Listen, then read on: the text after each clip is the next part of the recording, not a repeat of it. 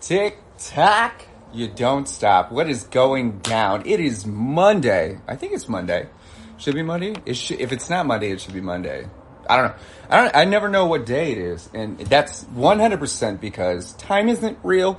I just do stuff. I do more stuff, and when I'm done doing things, I can continue doing more things. I'm trying to find some decent lighting here. SoCal Killer. What is going down in the building? Look at the flowers. Oh my goodness. See, you don't know what you're interested in until you recognize it.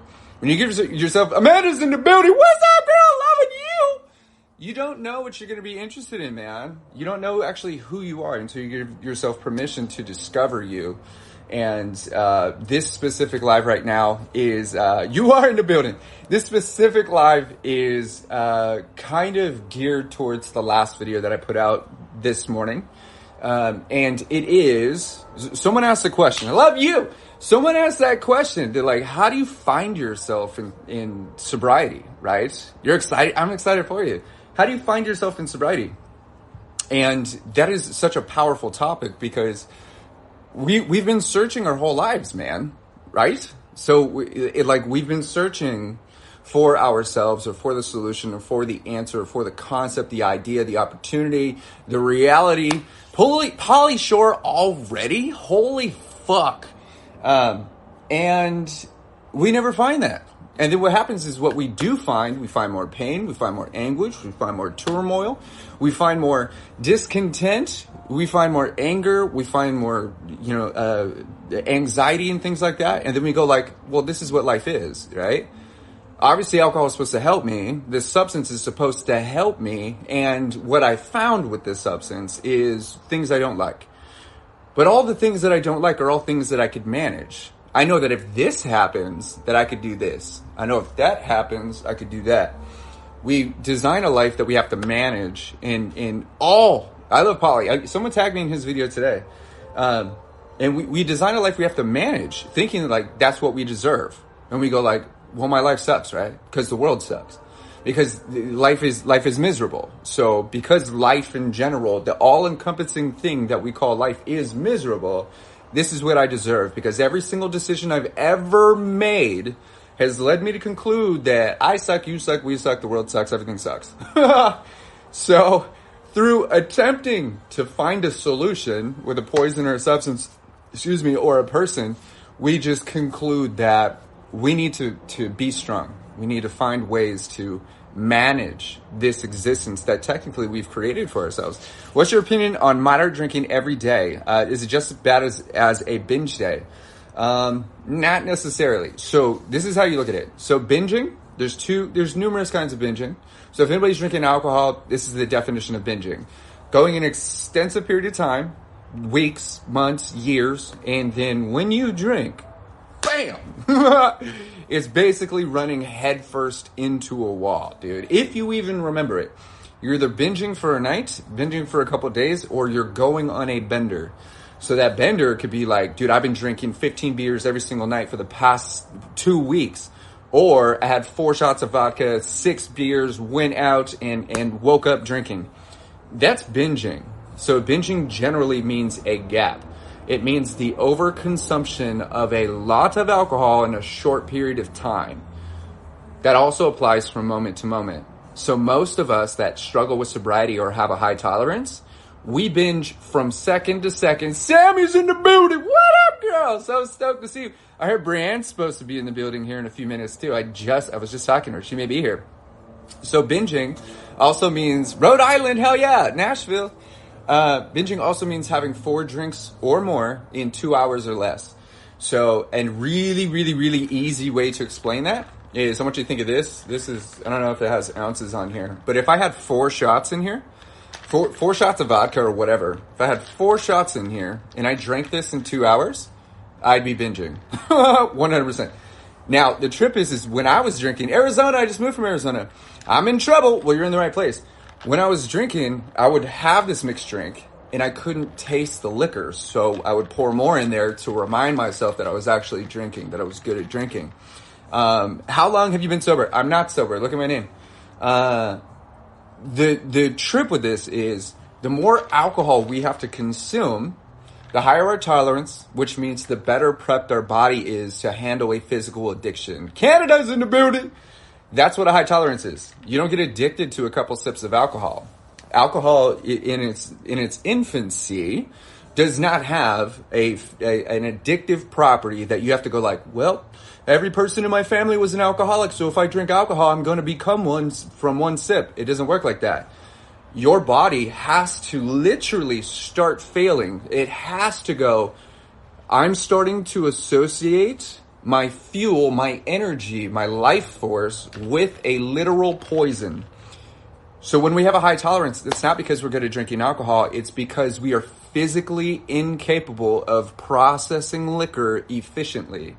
And the way you look at this is go, would the amount of alcohol that you drink right now kill someone that's never had it? Good morning. Chances are probably, yeah.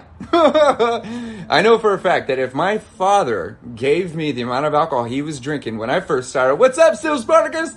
If he gave me the amount of alcohol that he was drinking and said, you have to drink this or you're no longer my son, I would have died. There is absolutely no way I would be able to handle that much liquor without it being extremely dangerous. That's how we know that our body is prepared to handle the severity of an addiction, right? It's because we're lacking the capability with our liver, with our bloodstream, with our mind, our processing power. We don't have the ability to be a cheap date anymore. That's how much alcohol we've drank. We drink so much alcohol that it doesn't even work efficiently. Your laugh alone makes me smile and feel better. I love that. So we want to look at this and go, okay, well, if I have a high tolerance because I've been searching for myself or searching for the solution or open to an opportunity that may reveal how strong I am, how powerful I am, that I got this, that I'll survive this, that I can make this happen, that I'm better than what I think I am, that I don't have all those negative thoughts, that I don't have all that trauma, that I don't have all this shit. If alcohol has raised our tolerance so high that we are prepared for an addiction or having troubles not drinking, then we have lost the sight. We've lost our sight, man. How do we reprogram ourselves? With practice. I'll talk about that. We've lost sight of what we've been searching for.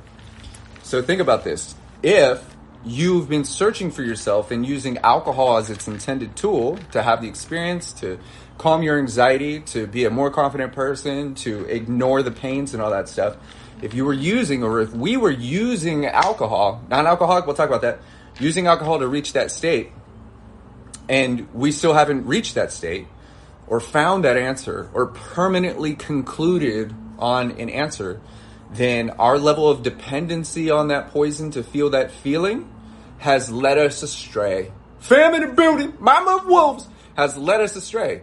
We're no longer searching for ourselves. We've just accepted the fact of our feeling.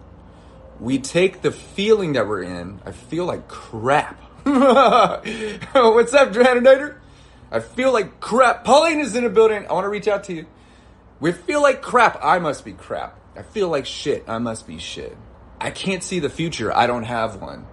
That's because of alcohol. That is, I see Ray Dog in the building. That's because of the amount of poison we've been putting in our body.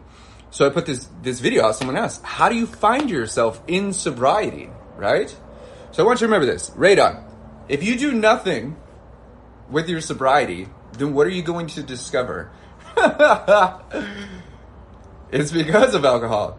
If you do nothing while you're not drinking and you're just sitting here, what do you think you're going to discover? Crocker Capital's in the building. Hey, if you see Crocker Capital, he's the man with the plan, dude. He helps us all financially invest from a state of confidence.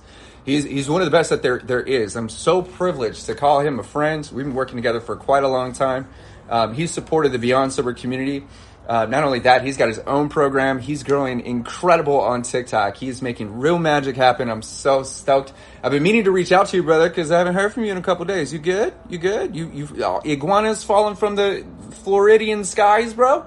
You cool? All right, we need to chat it up. So my point, going on to the concept, the reality of confidence. So we'll say this.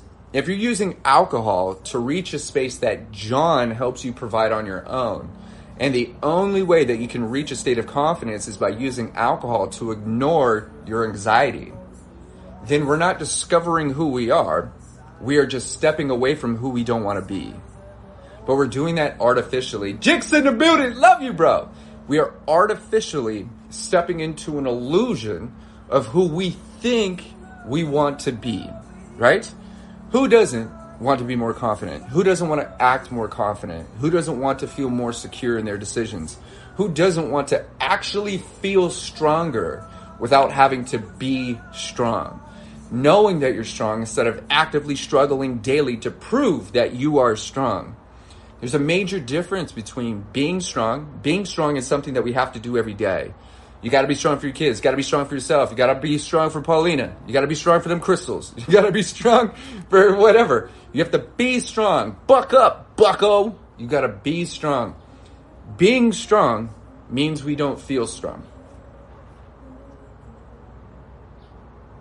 If I have to continuously show up every single day and lift something heavy, I'm not strong. It means I'm acting strong. It means I'm doing what I have to do. But the difference is we get lost in thinking that being strong is strong. It's not.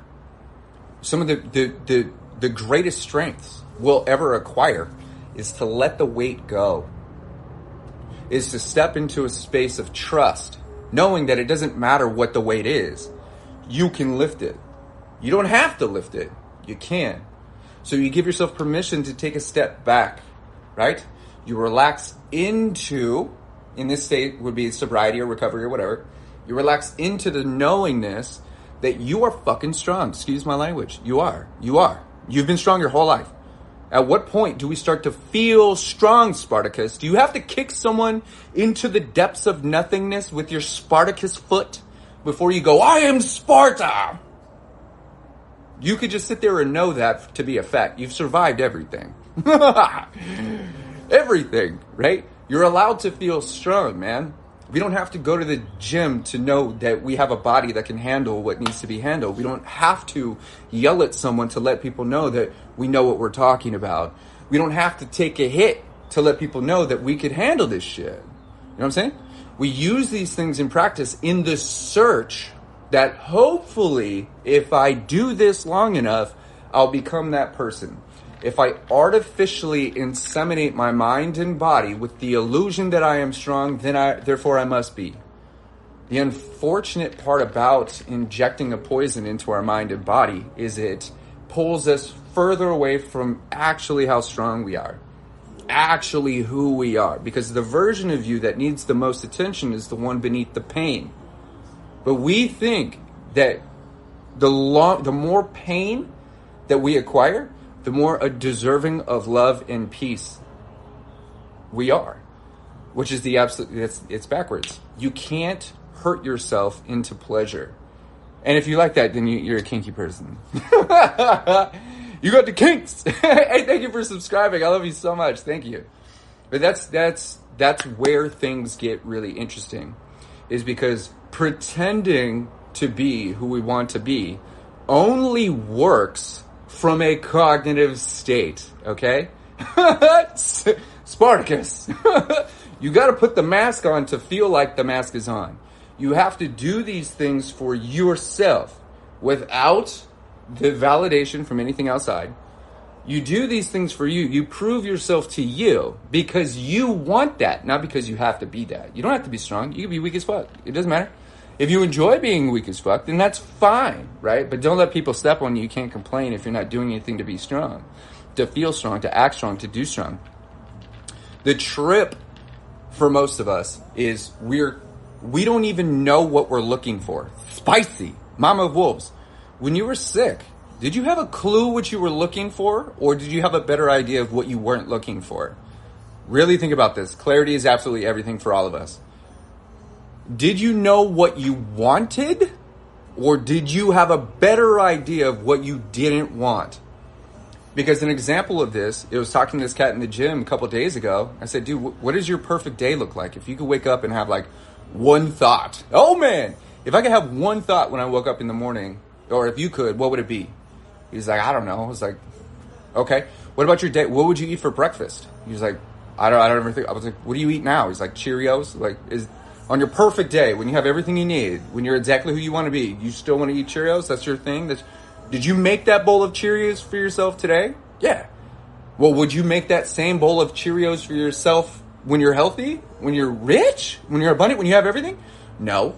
So you have a better idea of the fact that you don't want to make your own breakfast than you know of what breakfast you want to be made for you. He's like, oh shit, right? Don't believe this guy. Definitely don't believe this guy. I encourage you to ignore absolutely fucking everything I'm saying. Because you all know that I don't want to see you win. I don't want to see you happy. I don't want to see you healthy.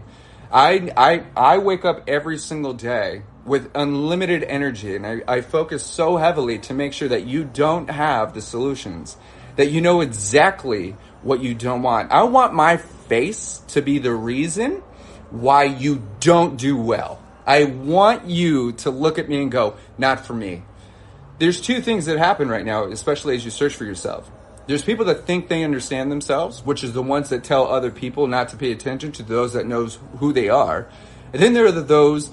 Then there are those that know exactly who they are and don't need to give their attention to people that are doing no better than they are.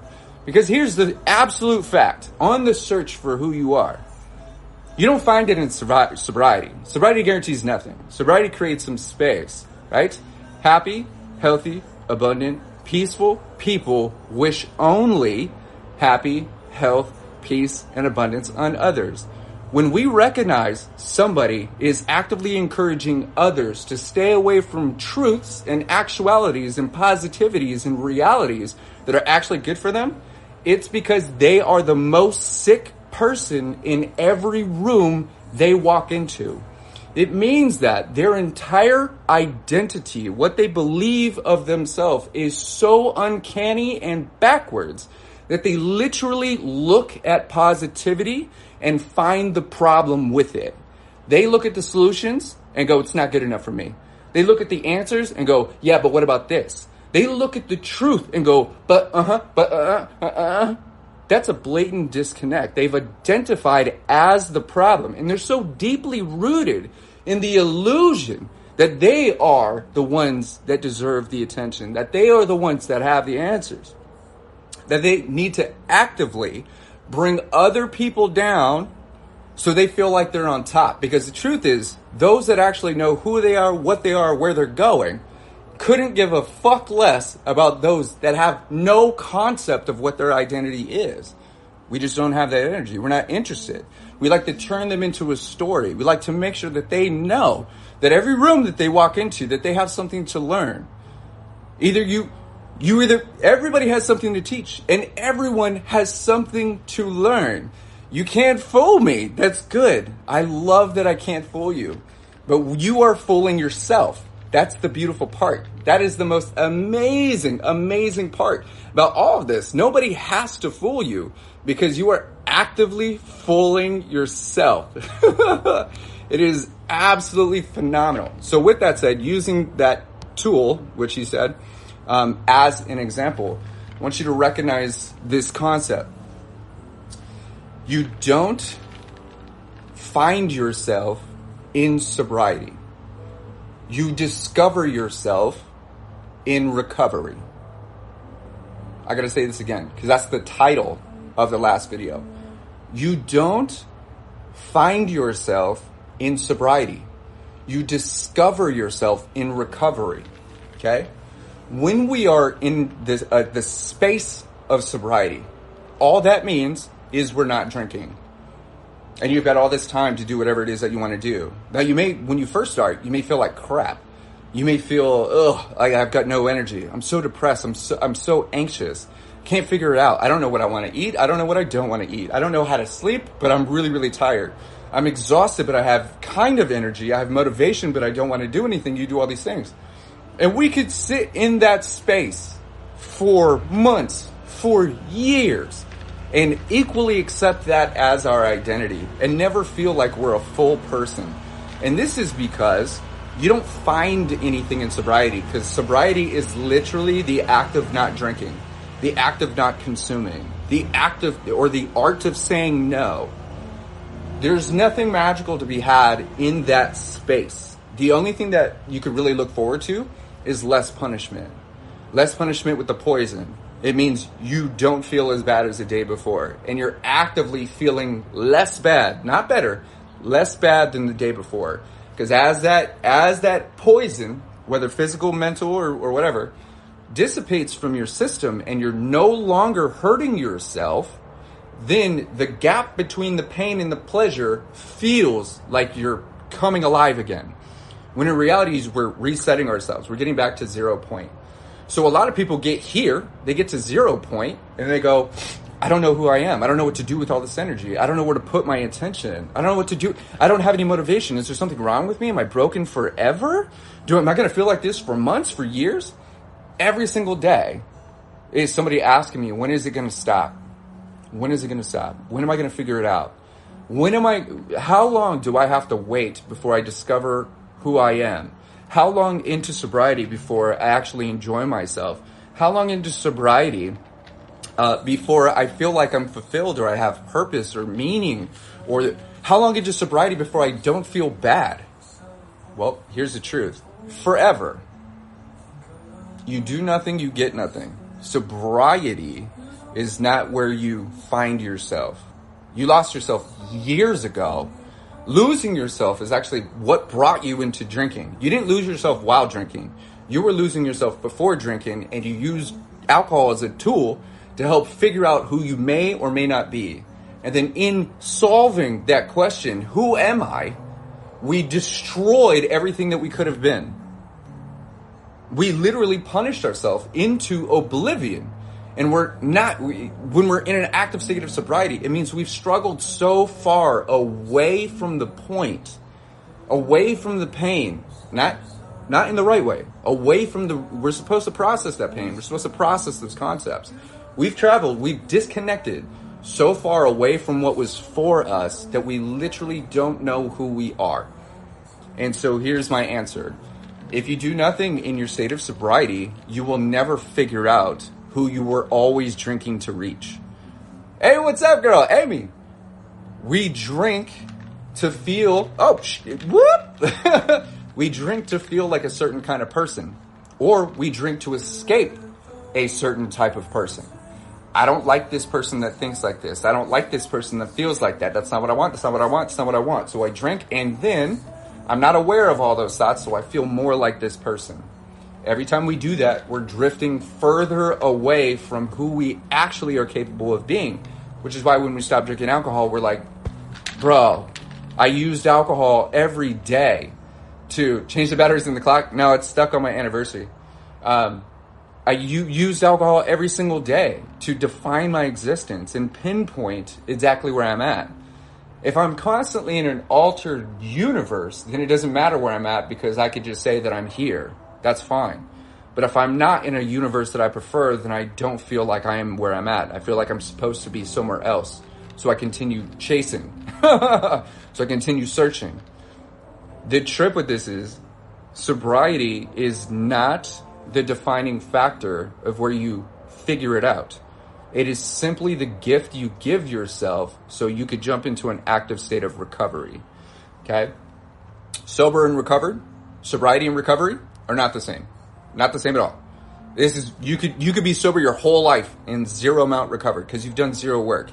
You're still thinking the same shitty thoughts. You still have the same horrible belief system that made you punish yourself.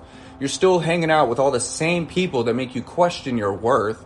You're still at the same job, making the same money, saying the same things, complaining in the same way. You're still going to the same locations. You're still having the same dreams. You're still feeling the same feelings. There is nothing different and nothing is coming just because you got sober, just because you're not drinking. This is why so many people, you see, I'm catching myself. On this point, this is where so many people find themselves lapsing in their sobriety or feeling like they've relapsed.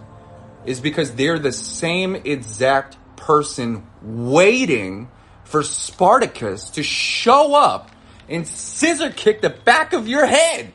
He's not coming, dude. Spartacus is not thinking about you. He's thinking about him. He's taking care of his shit. He has no time because all of his energy is going towards recovering. What is recovery? How is sobriety different from recovery? Sobriety is time. Recovery is energy. So if the only thing we're doing is waiting to recover, you're doing nothing. You are becoming nothing. You're just as lost as you were before because you're putting no energy, which is whatever you have left, into reaching who you were attempting to search for before your first drink. So, a couple, and this is all in the Unlabeled program, by the way. That'll be out in the next month or so. So we look at what is recovery then, right? The concept of recovery. What I talked about in the video is recovery is basically accepting or healing the things that made you want to drink, okay? So you don't have to heal your trauma to not want to drink anymore. Dude, some trauma, I have trauma. Trauma is a part of your life. It's a part of your existence, but it is not you. Hey, friend, use it, not a fake. It is not you. You are not your trauma. You are the warrior that survived the trauma. You are the entity, the person. You are the strength. You are the being that figured it out. That is you. That is your force. You are the force beneath the pain and the anguish, beneath the thought, beneath the story. You are a person. You are an entity. You are an unstoppable force that is unfortunately limited by this human meat suit. But what you can do with this suit and this quantum computer that is your mind is unfathomable. And what we do with that thing is perform elements of recovery. Whether it works immediately, indefinitely, occasionally, or partially. Recovery is recovery. So an example of recovery is meditation. This is what I do every single day. Today was absolutely phenomenal. And no, I didn't start doing it for years after I recovered. This is why I put so much energy into helping people give themselves permission to sit with themselves. Nothing bad is going to happen with your mind. I promise you. Hey, thank you so much for subscribing. I love you so much. It's things like that make me really want to continue showing up and being here and being excited to show up and share myself with everybody. Just don't drink. It's that simple. How about you just don't comment, Godzilla? It's that simple. That's as difficult it was for you not to comment is just as difficult it is for some people not to drink. You didn't have to say anything. You didn't have to do anything. You didn't have to show up. You don't have to stay here. But you know that feeling that you had where you felt compelled? Literally. You could have chosen anything in the world. Anything. Including nothing. There's more nothingness than there is everything. And you literally chose to tell people just not to drink. It's that simple. You can't even not comment. And you understand this? So if you have no idea what it's like, or you think you're superior because just not drinking comes easier to you because you haven't been through this shit, it doesn't mean it's easy. Everything has a level of difficulty. As a matter of fact, there was a level of difficulty that you had to fight through to leave that fucking comment, dude. You are just as addicted and just as susceptible to addiction as every other person. You ain't built different, bro. You're not special. You're not the one. That is the absolute concept and reality behind any addictive behavior, any seeking of security, and any fucking coping mechanism. As a matter of fact, relating back to that comment, you felt safer saying that. You said that for a reason. You brought attention to that comment for a reason, and I'm bringing awareness to the depths of that for an even greater reason. For the reasons unbeknownst to you that are even remotely capable of comprehension. Because the reality with this is, whatever the reason it was for you to leave that comment, and even more specifically, why you're still here listening to my stupid Pauly Shore face, is explaining the depths and disconnect of the human mind and why we choose to do and not do things. You're doing it for a reason. That reason makes you feel safe. You wouldn't do that to my face. You wouldn't say that to these people. If I was on stage right now and 211 people were in a room and I gave you the fucking microphone, I guarantee you'd be the last person on stage to be ridiculed for the absolute inept thought you believed we needed to hear. It's as simple as saying, don't drink. It's that simple. How about you shut the front door? It's also that simple. In the depths of all human connection and reality and the search for who we are, we must learn, think, and feel, and say dumb shit.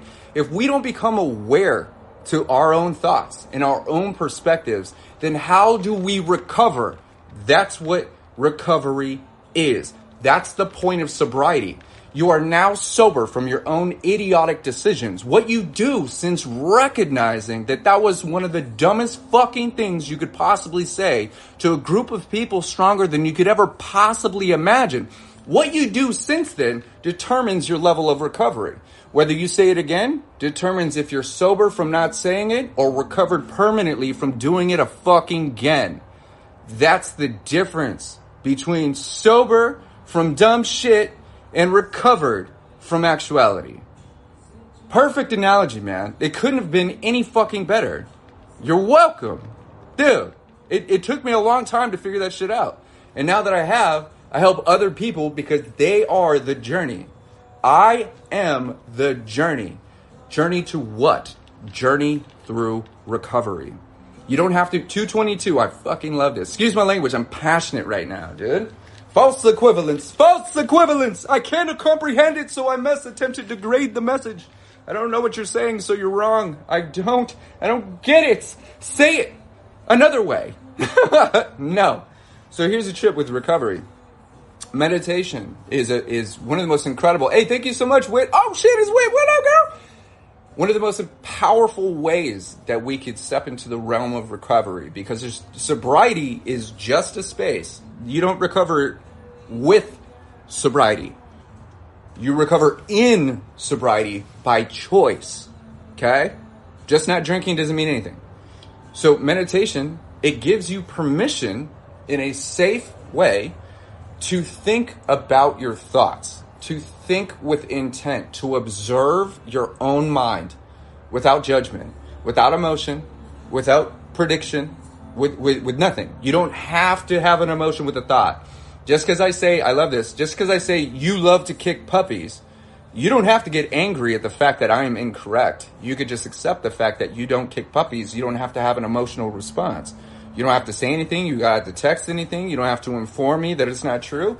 None of your energy has to go towards expressing how you feel about that concept. Meditation allows us to observe what's been accidentally packed into our subconscious. Everything you're doing, including leaving a comment, comes from somewhere. If you are choosing to be the biggest piece of shit in every room, damn, that's sick. That's sad. That means that you have concluded that being an angry person is peaceful to you. And that's what other people deserve. They deserve your anger. That's sick. A happy, healthy person would not think like that, would not feel like that, would not do that stuff. Those that work through those things give themselves permission to go, why is my first thought when I see Pauly Shore to help other people evade away from who he is and what he's doing? Why is that? Why do I feel that way? It's interesting because I know as a healthy person, I would never choose that thought. I would never try and sway people away. Oh shit! I tell you what, I would never, as a healthy person, attempt to sway people away from getting the support or the energy, the resources, or the water that they need, deserve, want, or could have access to. I would never do that as a decent person. I would never do that as a happy person. Happy people don't do what I'm doing right now. But why is that there? So meditation lets you observe yourself, how you've accidentally been designed, and go, I don't want to think that. Because at my core, as a happy person, when I feel relief, when I feel whole, Pauly Shore, that's for today, when I feel one, when I feel like I have purpose, when I feel like I matter and I actually bring value to the table, I'm 37. When I bring value to the table, there's no reason for me to attempt to degrade other people because I am 100% on top of the world without anybody else feeling like they're losing. I'm on top of my world, so I don't need to bring anybody else down. It doesn't matter. Meditation gives us that space, that peace that we're searching for with every single drink. The difference is you're actually aware of what's there, not feeling connected to the illusion of what's supposed to be there. You think you're not supposed to be in pain, so you drink. You're actually supposed to be in pain, that's why it hurts. You can't heal from something that doesn't hurt. So meditation puts you in a position to observe what's there so you can act in accordance with what that pain was originally designed to help you do. That pain that you've been drinking through, was designed specifically for you at that moment in time, and now here, for you to grow through. The pain isn't the end result. That pain is a decision that we choose to hang on to for two reasons. We think that if we let go of the pain, that we're disrespecting the circumstances and the validity of that situation.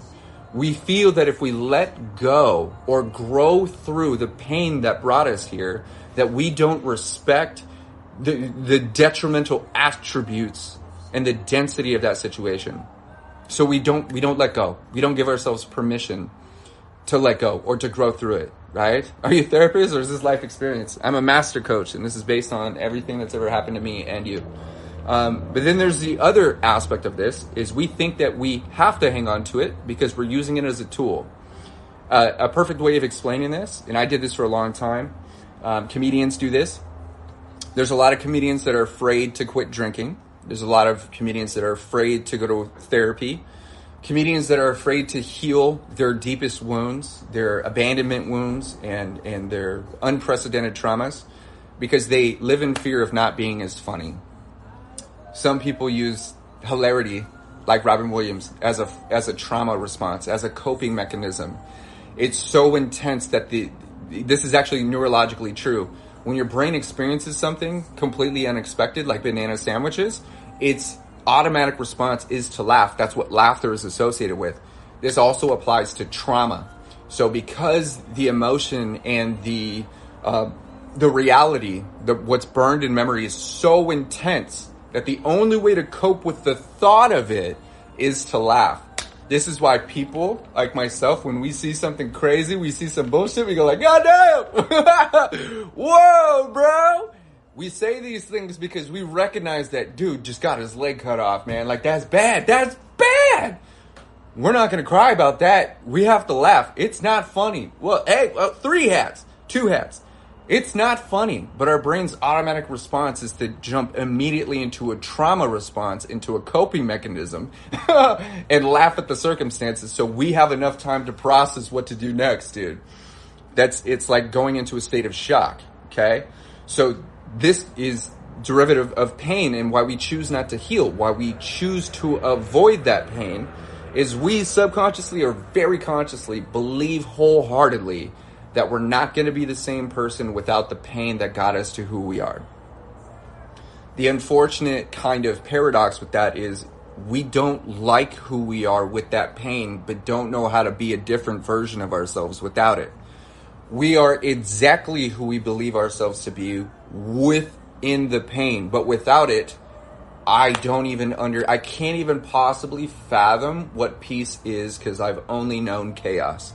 In my mind, in my body, in my spirit, in my environment, all of those things. And so when we step into sobriety, it's scary because we're first off consciously aware of where we're at beneath the numbing mechanism.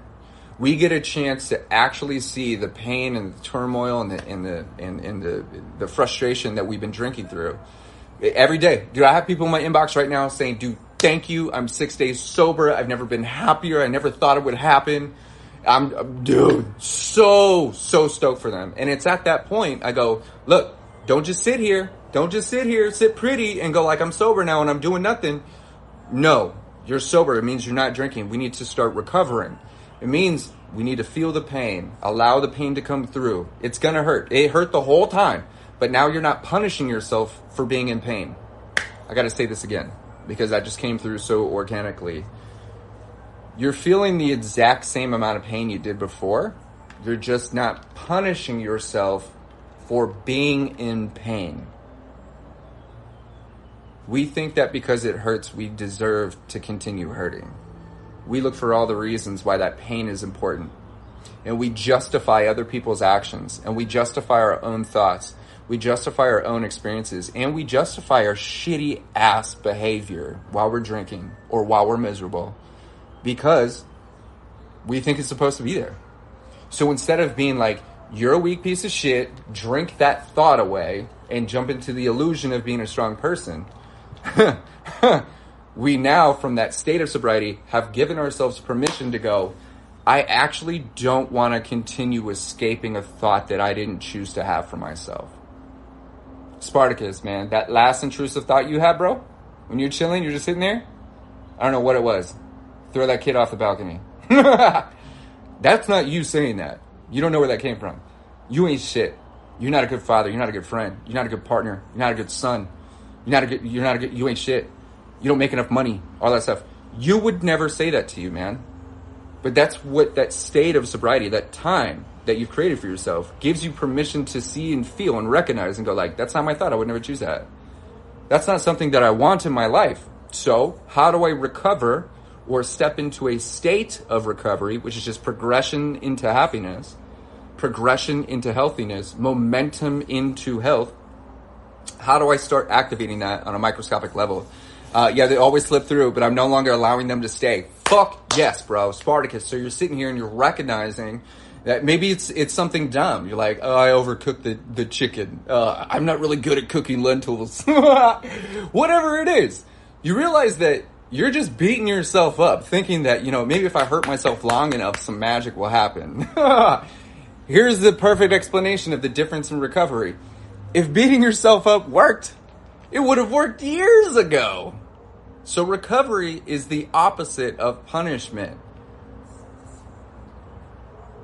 Recovery is feeling alive. Recovery is loving yourself, because hating on you obviously doesn't work. And allowing other people to hate on you obviously doesn't work. For every single amount of hate and anguish and turmoil and bullshit and overstep boundary and act of betrayal and fucking pinch on the toe and weird dream and all that fucking negative shit, for every single one of those is another reason to grow forward, to struggle forward. One more sip of water, dude.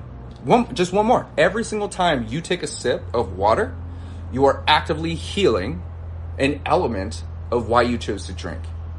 Every time you say something nice to yourself or you catch yourself while you're talking shit, you are actively healing, this is recovery, healing a reason that would have given you an opportunity to drink. Recovery is action. So we could be sober our whole lives and still hate every single second of being alive. That sobriety is pointless if that's how we choose to live. Wealth Girl, you needed this? You need help? If anyone's struggling, wants to connect with me personally, dude, I've created sobriety programs, dude. I give out free fucking, entire sobriety guides, hundreds of articles. I got the podcast, the TV show, obviously TikTok. Just hit the link in my bio, dude. Link in bio. I got a whole nother program coming out too. And that's why stepping into recovery, dude, seems like this really, really just insane feat. Sobriety equals limbo. Thank you. That is exactly what I was saying yesterday. Exactly what I was saying yesterday. Sobriety is limbo. You got it. Sobriety is limbo. Limbo. There's everything and nothing. You have unlimited decisions. It's within that state of sobriety. We're sitting here going, I could do everything, but I don't want to do anything. Okay? This is where we practice discipline. You don't get discipline and do stuff. You do stuff and have discipline. You do it because you don't want to. You do it because you are the journey. You do it because the path doesn't unfold itself. You create it. You do these things from a limbo state, because think about this. In limbo, in nothingness, in the emptiness, the time between directions, you could go anywhere, including backwards. This is why what happens is when we sit here in limbo state and do nothing, we would rather gravitate towards what's familiar, which is also where we don't want to be, than take conscious, brave, courageous steps towards a place we've never been, a place we don't even know how to get to, a place we've never even attempted to get before. We think that just not drinking is that momentum. No, it's just taking your foot off the fucking brake. Like, dead serious with this. So when we reach that state of limbo, which is sobriety, where are we going? Any direction. If you're standing here, I want you to look at this. If you're in limbo right now, you know that the back of your head is the wrong direction. She thinks I'm out of control. We'll talk about that in a second. Any direction from the back of your skull is the wrong direction, because that's backwards. So when you look at your peripherals, I want you to put your hands back as far as you possibly can. I could still, even though my hands are behind my head, I could still see my hands. Any direction that is from my hands that way is the right direction. It doesn't have to be this way. It doesn't have to be that way. The only way we don't need to go is turning around and going back that way, because we've been there, we've done that. We know what's at the end of that road. So sobriety is that limbo state for us to pick any direction, and there's no wrong answer. No wrong answer. We just go, the only thing I know how to do is drink alcohol and escape my reality. Okay? Well, now you're going to drink water and step into a whole new world. You got to practice doing that shit. Forward momentum, forward movement, right? So sobriety is recovery. Recovery is energy, right? I'm not a drinker, but my husband did. Sober for 23 years, but destroyed my feelings, 38 years married.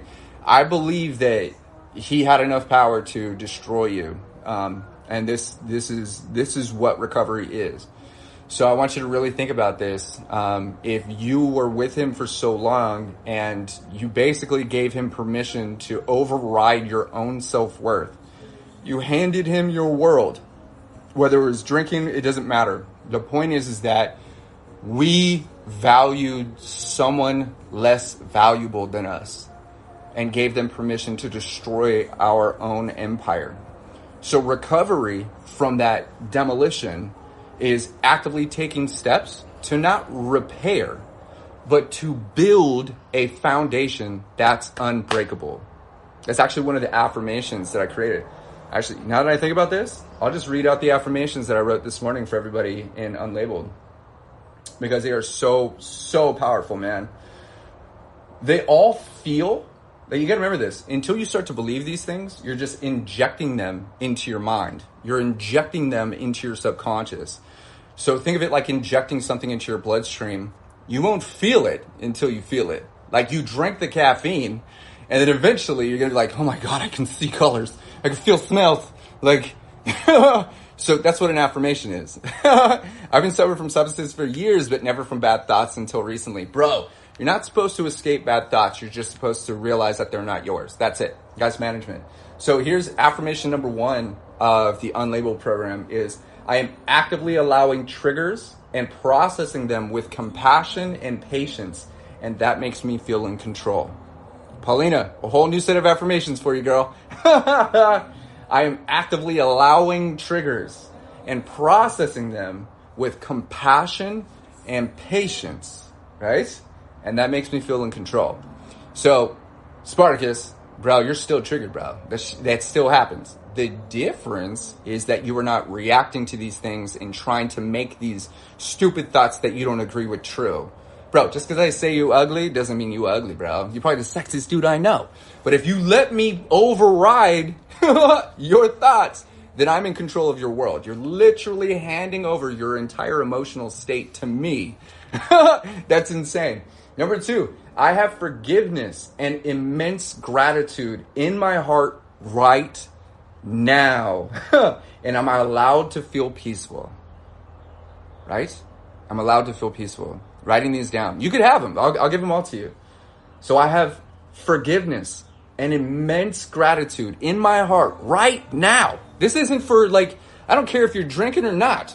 Immense gratitude in my heart right now. And I'm allowed to feel peaceful. Paulina, nobody is taking your peace from you, but you may be handing it away. You have all of the gratitude. You have all the patience and forgiveness in you. It's all there. You're not generating it. You're not figuring it out. You have it.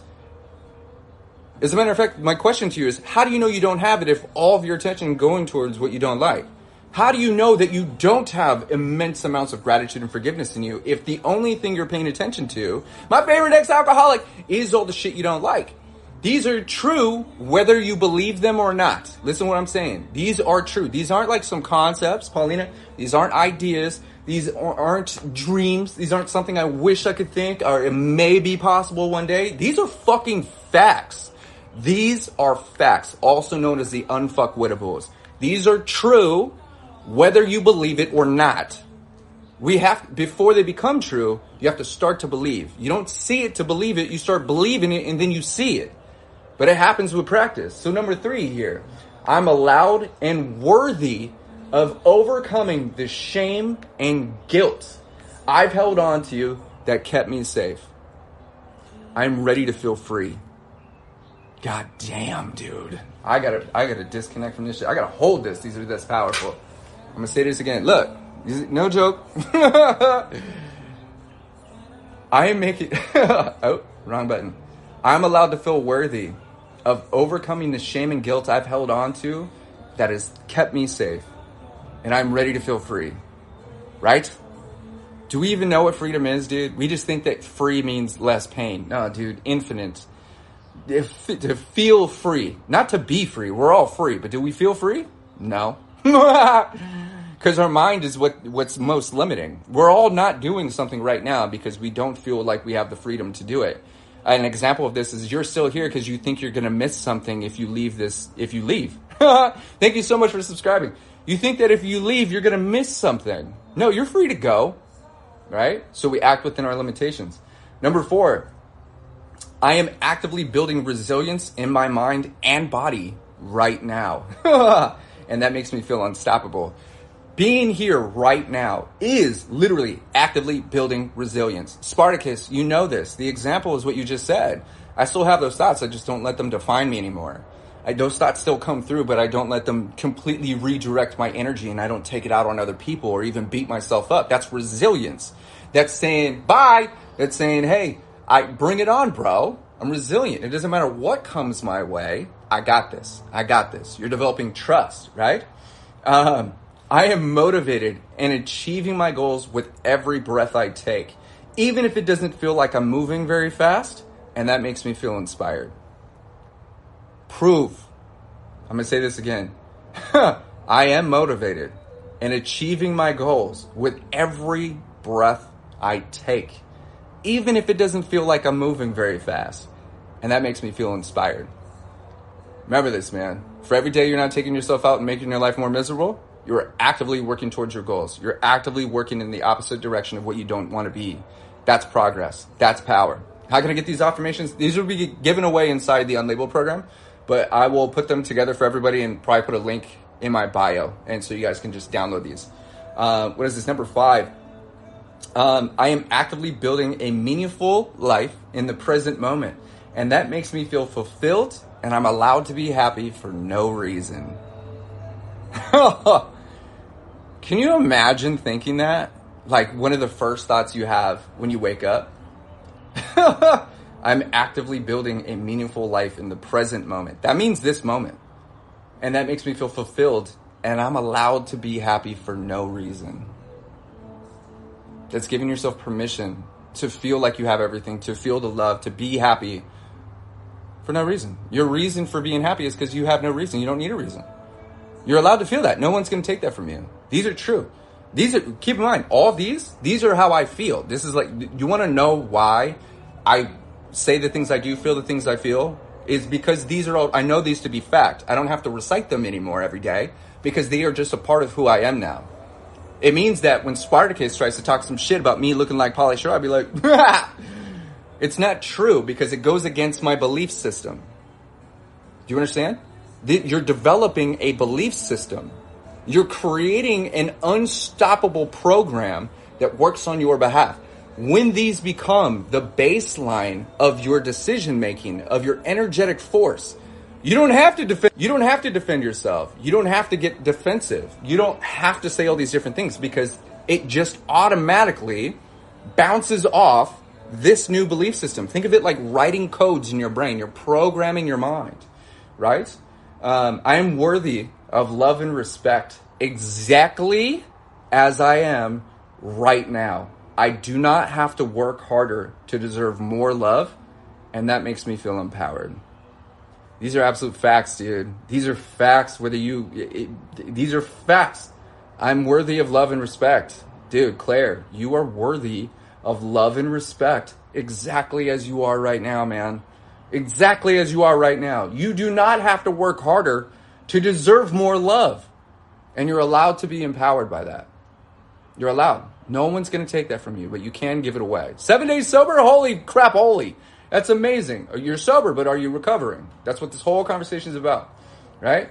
I'm actively supported by the universe and a strong support system right now, even if I can't see or feel them in my heart or my environment. And that makes me feel connected. This is true. A perfect example of this is I'm your biggest fucking fan, whether you see it or not. Okay, you're just not going to answer? I always answer the ones that think that I won't answer, right? So remember this. I'm rooting for you. I'm one of your biggest fans. So you're allowed to accept and embed the truth that you are actively supported by the universe and a strong support system right now, even when I can't see or feel them in my heart or in my environment. And that makes me feel connected. I could do this for days, but I say this because the opposite of addiction is connection. Okay? The opposite of addiction is connection. All we're looking to do with a poison, with a person, with a substance, with an experience is to feel connected to something greater. When we realize that we are the greater thing that we're attempting to connect to, we break addictions. Jessica, what up, girl? So stoked to see you.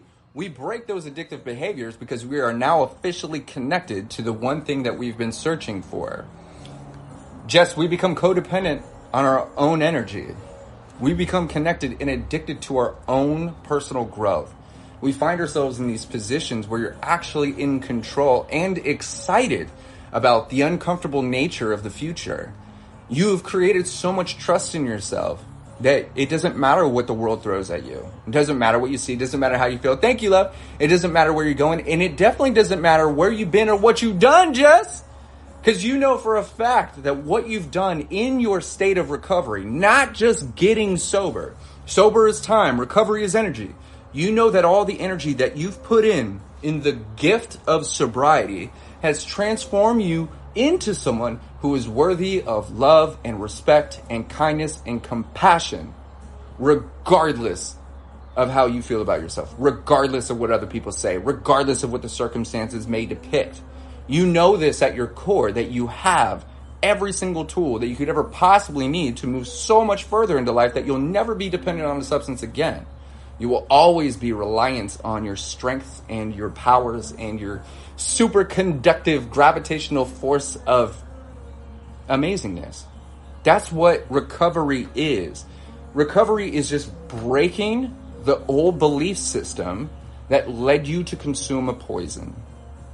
Recovery is stepping into a space and developing trust in yourself, developing a regimen that actually fuels your mind and body and spirit in a healthy way.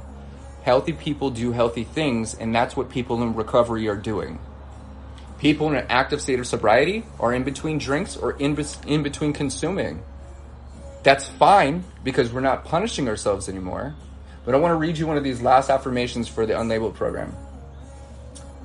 I am deserving of a life filled with love, peace, and happiness right now.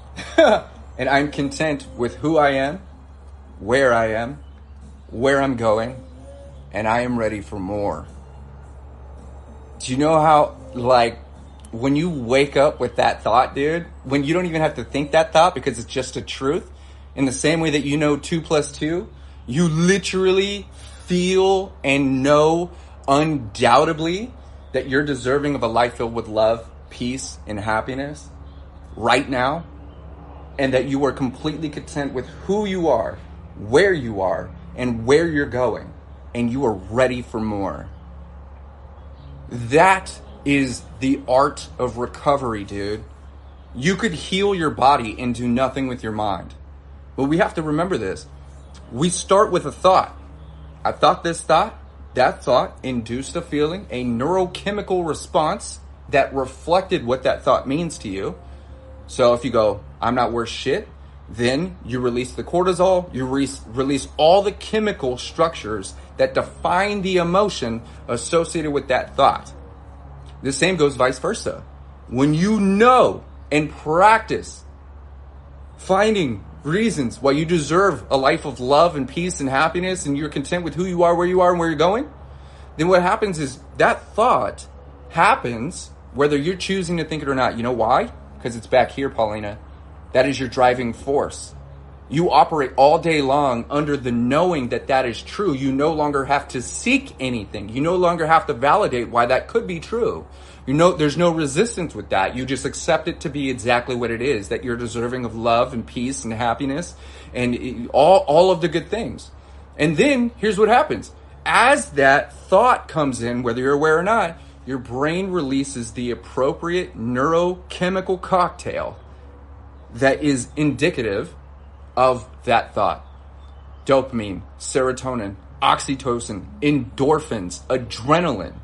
That floods your mind and it floods your body and it literally becomes the energetic force. As that floods your body, it triggers another thought. Like, I am in control of my thoughts and emotions at all moments and in all circumstances. And that makes me feel confident. That emotional chemical cocktail that is your life experience then triggers, I have a positive outlook on life and in the present moment. I am optimistic and I know that life is happening for me and not to me. When we talk about the science behind everything that we're talking about repetition and practice, new neural pathways, new experiences.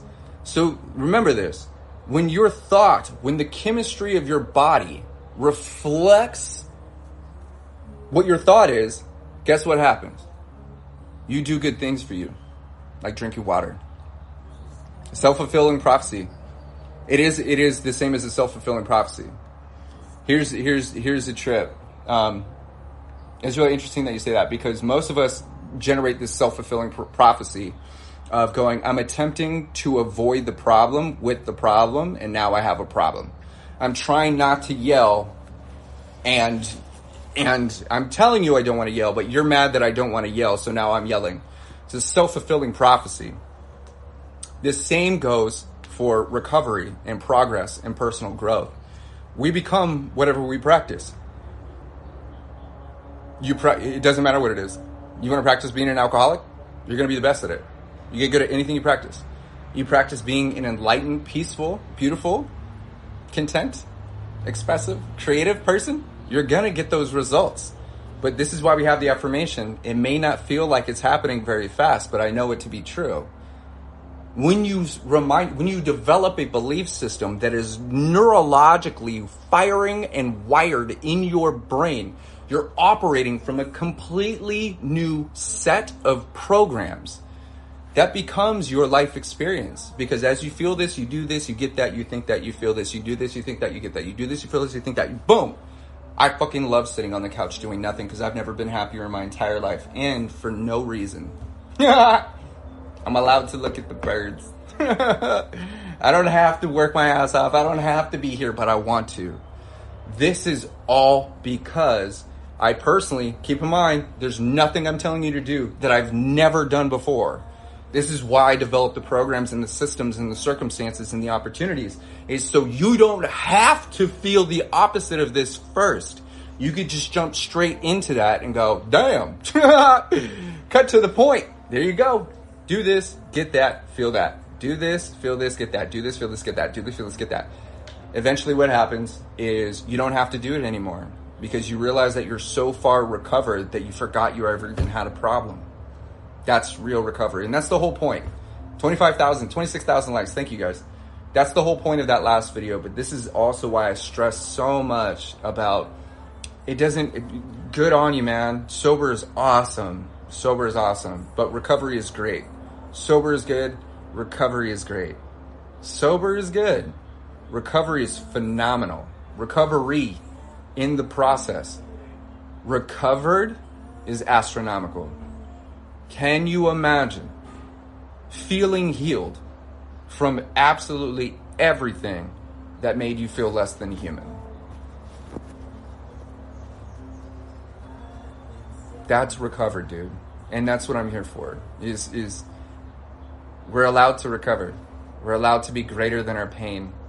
We're allowed to be greater than what they said to us. Ray, you know this. We're allowed to be the most phenomenal person that we know. We're allowed to love us. It's okay to heal. It's okay to be afraid. You saw that video, recovery versus sober? Dude, that's why I put this video out, man. We are allowed in as a community and individually, dude, we're not just taking care of ourselves, man. We're taking care of the world. Like, you really don't understand how important you are until you realize how important you are. And you practice realizing that through affirmations and through practicing and through showing up for yourself. You don't have to go to the gym. You don't have to change your whole diet. You don't have to do all these things, man, because I'm telling you, all it takes is one epiphany.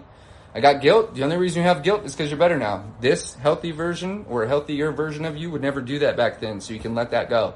Did you feel the feeling? Are you upset that it wasn't different? Good. You're done now. You're done now. We're taking care of life 100%. So look, guilt and shame and all that shit, that is the act of non-forgiving. Forgiveness is this: letting go of all hope for a better past. So you have shame? Dude, if you could have done better, you would have done better. In the same way that if you could do something better than this, you would go do that. So if you choose to stay here, then you're in agreement that this is the best decision that you have at the time. So you have shame, you have guilt. It's not doing anything. It is literally just punishing you for thinking that it should have been different.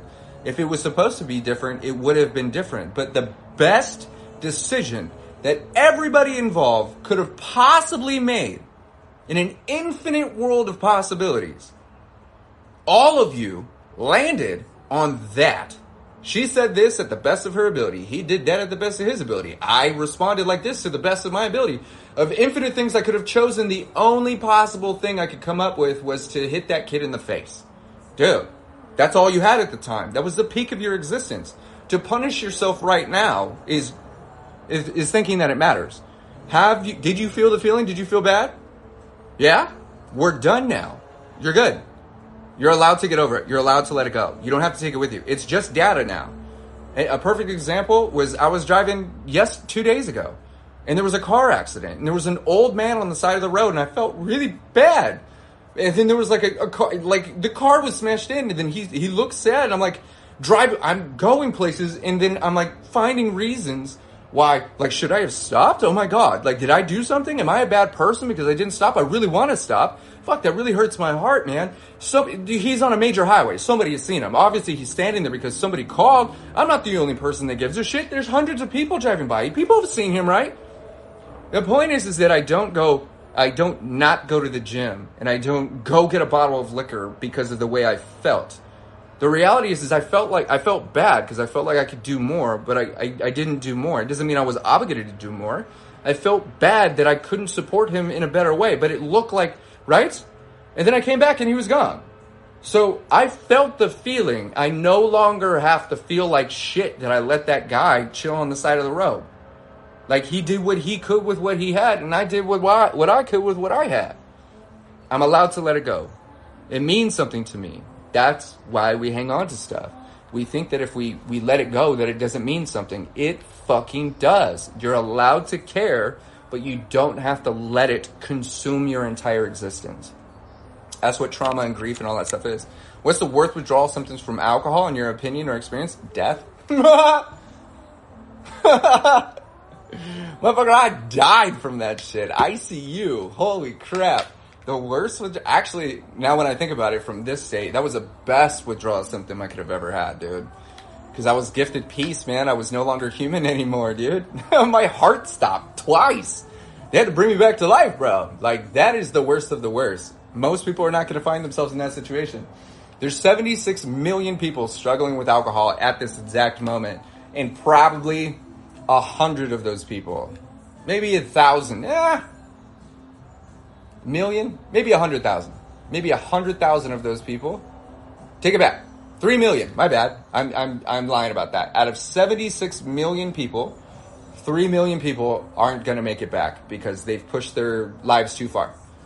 Their liver's done. Did you have NDE? Yeah. They pushed their lives too far. They don't actively recover. And this is why it's so imperative that I continue showing up. This is where my purpose is that people that find themselves in the hospital like I did, liver failure, cardiac arrest, ascites, fucking esophageal varices, all that stuff, they just stop drinking, and when they get out of the hospital, they just wait to feel better. They don't do anything, right? Did you see the other side? Yeah, I became the other side. It was amazing. It was the most incredible experience of my entire life. But that's the thing is, this is why most people that have liver failure, don't live past 1 year if they make it. So when I go to the doctors and they go like, dude, we would never even tell you. There's nothing indicating that you have any problems, that you ever even been dead. You have like one scar, and that's like, we just have to believe you that you went through all this stuff because there's no signs. That's recovery. That's the importance. Because if we don't start changing our thoughts, if we don't practice thinking thoughts that don't feel normal, like I am worthy, I am loved, I am capable, I am strong, all this shit, if we don't think that shit intentionally, then we're accidentally going to continue thinking all the same thoughts that make us want to drink. That is what recovery is. Recovery is shifting one new fucking thought. I want to drink. Nope. I'm thirsty. I want alcohol. Nope. I want water.